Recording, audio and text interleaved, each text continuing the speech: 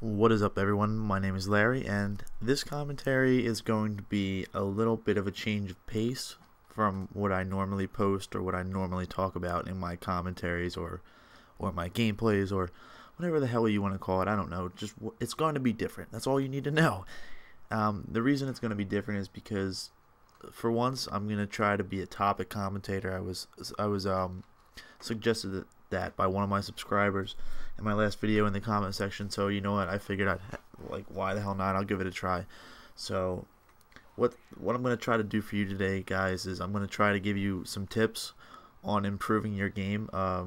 Whatever tips I feel that can improve your game. Don't try to say you're going to live up to any standards of mine. Say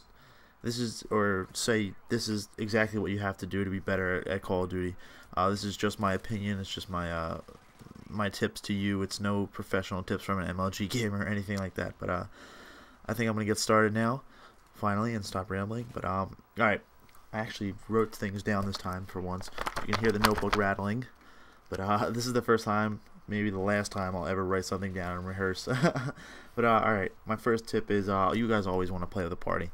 In this game, playing with a party is key because, or not because, in many ways, it helps you, I guess you can say, not take a loss in a way.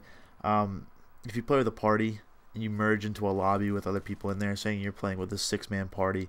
I was playing with a 3-man party in this game, as you saw, and people actually came in our lobby in Ground War. So one of the people on my team actually had host, which actually makes things better. If you guys didn't know, when you play in a party and people merge into your lobby in this game, you have host. Someone in your party has host, and it's searching, and that way you will probably never lose a game unless your party's not that good. In which case you will lose a game if you don't try your hardest or scrape the other players, I guess you could say. I don't know. But that's a helpful tip. Never merge into a lobby. It's always a bad thing. But I'm moving on now. My second tip to you guys is probably the best weapon setup. You always want to have the best weapon setup for yourself and for the map layout.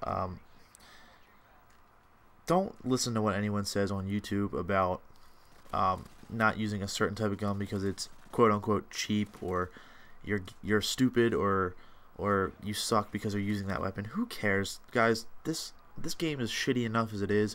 You use what you want to use. Doesn't matter what kind of perks you use, what kind of weapons you use. Who cares? Like, don't let anyone's opinions that really don't matter get to you. Like if I see you guys using, or someone in a lobby using Ghost, let's see, not Ghost. What game am I playing? Assassin, Blind Eye, and like Dead Silence or Stalker.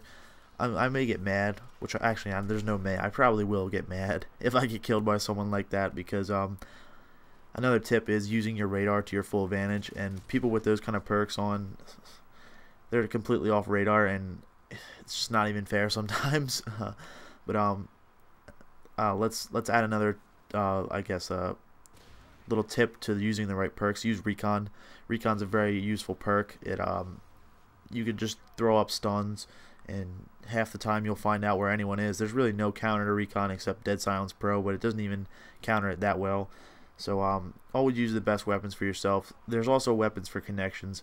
In this game, connections play a big part. Also, I'm sure you guys know with the lag comp and the region lock, or wherever you are in the region. So connection plays a big part. So use a weapon such as like a rapid fire gun to help you out with connection. Stalker also helps because Stalker helps you move more laterally.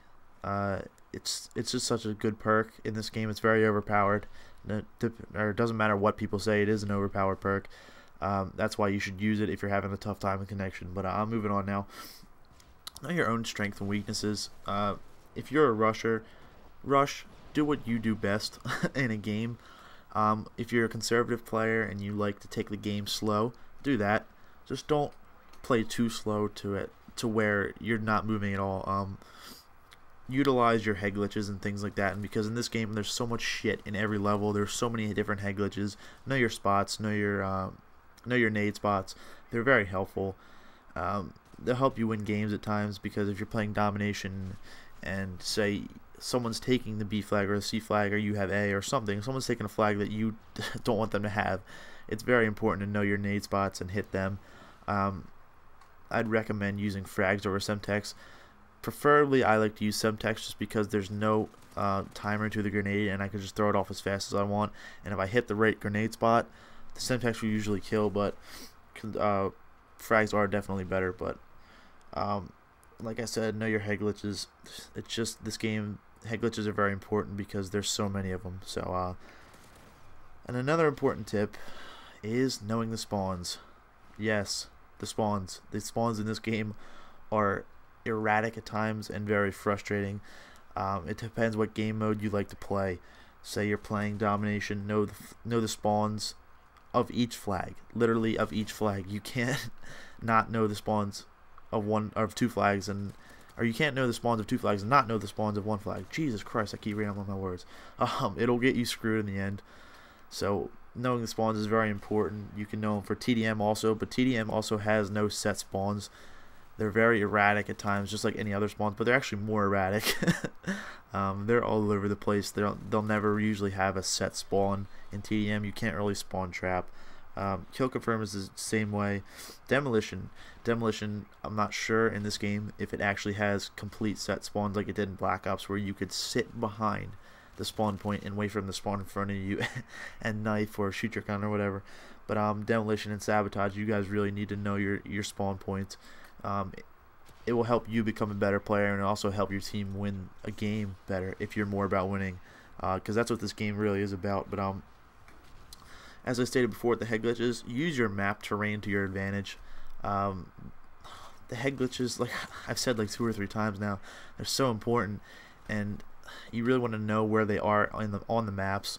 You want to know where exploding barrels or exploding cars are on maps, because let's say the map like Piazza, there's about 80 different cars in that map, and they all blow up all the time. So using your map terrain to your advantage will really help you win a game. Let's say you're playing in a party of 6. This is the next tip, by the way. You're playing in a party of 6. Let's see. Competitive. You guys are very competitive. You like to win.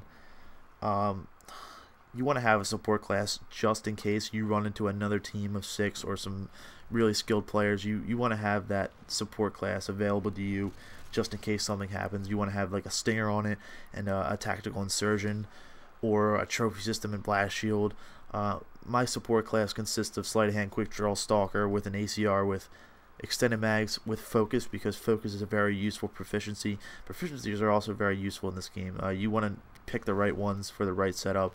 But that's my support class, and it has tactical insurgent on it and a Semtex.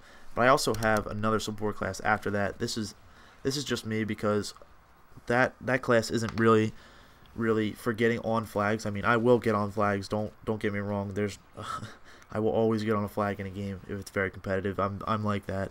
I'm actually gonna post a gameplay a little while after this one, maybe 2 or 3 days, showing where we ran into my group of 6 ran into a team of maybe 4 or 5 that just gave us so much trouble in a game that it was definitely worth posting, because it was very fun. I think I had like 67 kills, and it's pretty crazy. So but I have 2 competitive classes. This is actually smarter than just having one. My second one consists of sleight of hand, blast shield, and then stalker with a trophy system. That's for very tough situations where you can't get on flags, and you really need that 1 or 2 people to help you get on the flag. So I have that just in case, because I don't like to lose games, guys. I'm not sure if you've heard that in my commentaries before, but losing is not very fun. That's why my win-loss on my main account is like a 67, and I have like almost a 2,000 game win streak. I don't like to lose. I will always play in a party in this game. It's very important. But this is my last tip coming up for you guys, and it's probably, it may sound corny or cheesy, but it's definitely the most important one.